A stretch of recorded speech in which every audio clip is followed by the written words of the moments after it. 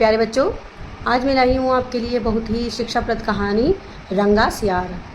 इस कहानी में हम पढ़ेंगे कि किस तरह से एक सियार बहुत भूखा होता है और वो गांव में घुस जाता है भोजन की तलाश में, और वहाँ पर कुत्तों का झुंड उसे खदेड़ता है तो वह एक धोबी के घर में घुस जाता है और वहाँ नाद में डूबने से उसका रंग नीला हो जाता है और फिर वह जंगल में जाता है तो लोग उसे अपना राजा समझने लगते हैं। यानी लोग में वहाँ पर शेर बाघ जो भी है वो जीव जंतु, और किस तरह से वह शासन करता है उन सभी जीवों पर।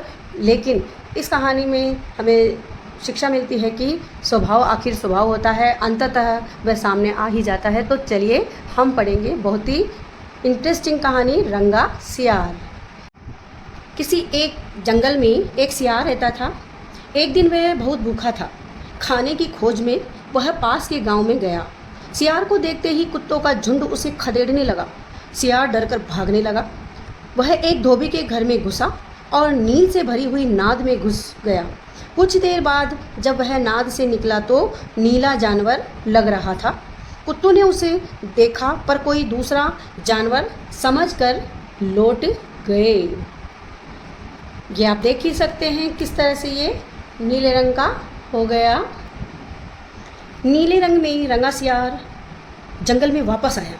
जब शेरों, बाघों, चीतों, भेड़ियों और अन्य जीव जंतुओं ने उसे देखा तो वे सब डर गए। वे डरकर चारों तरफ भागने लगे।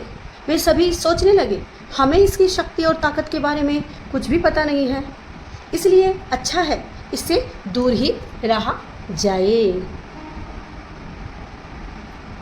ये सारे के सारे जीव जंतु से डरकर भाग रहे हैं।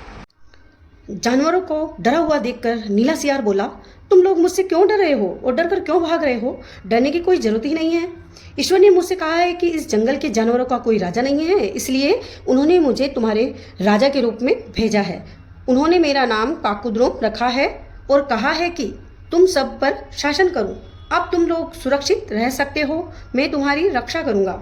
जंगल के सभी जानवरों ने उसे नीले सियार को अपना राजा मान लिया।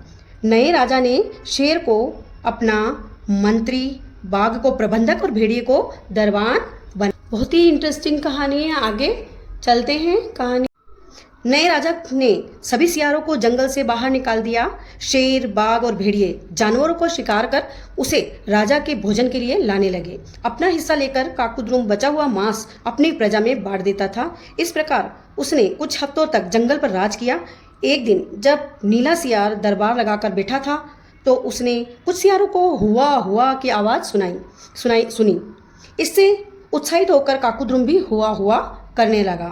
शेर और अन्य जानवर तुरंत ही पहचान गए कि उनका राजा आखिर एक सियार है और इसे भगवान ने नहीं भेजा है। वे सभी उस रंगे सियार पर टूट पड़े और उसे मार डाला।